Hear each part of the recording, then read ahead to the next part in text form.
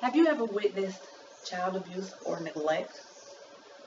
Ever considered being labeled negligent because you couldn't provide adequate food, housing, or medical attention for a child?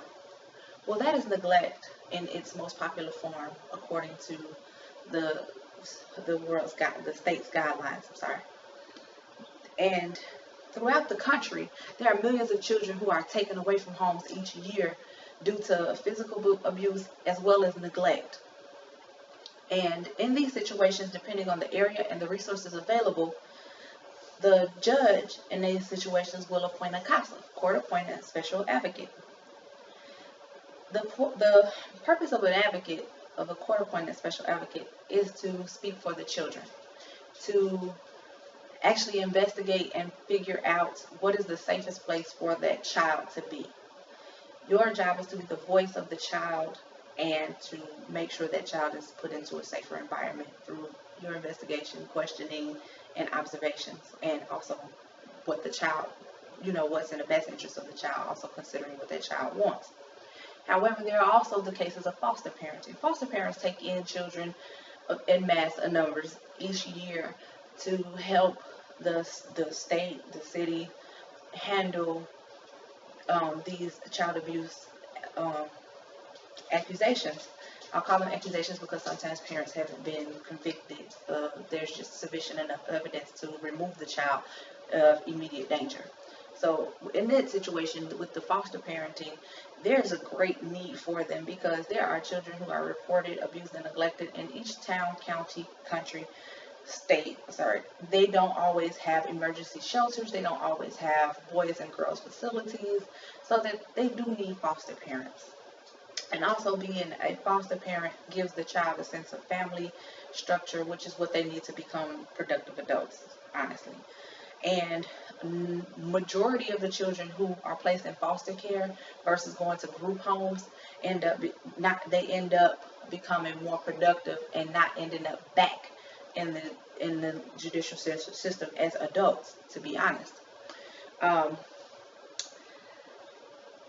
CASA being court appointed special agents advocate for the rights of the children, as well as and with that, every child needs consistency and family, and CASA does their best to place these children in those boxes. And beginning to the end of case, CASA is there. Your social workers can change, your caseworkers can change, your household can change, but your CASA will remain the same throughout the process. And that's the good thing about that. And they'll pretty much find out who's better fit to keep children for longer periods of time, depending on the case. Foster parents are really good because they help the children stay in a family environment until the home that they have come from, if reunification is the goal here, until that's settled. There is a need for fostering because, again, these children need some place to go.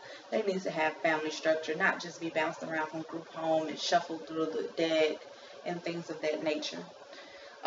While CASA is volunteer based and they receive, and fosters receive some funding, the moral reward is greater than anything else.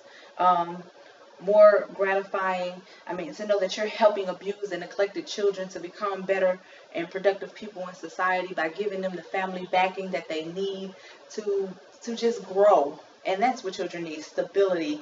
And the CASA program provides that by investigating and constantly communicating and being involved in these children's life from the beginning of their case to the very end of their case when they are permanently assigned a home.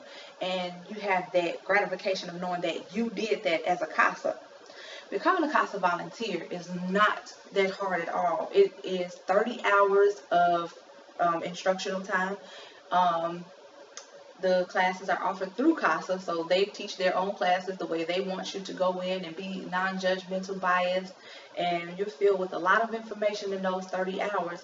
However, when you have a desire to help children, it'll become second nature.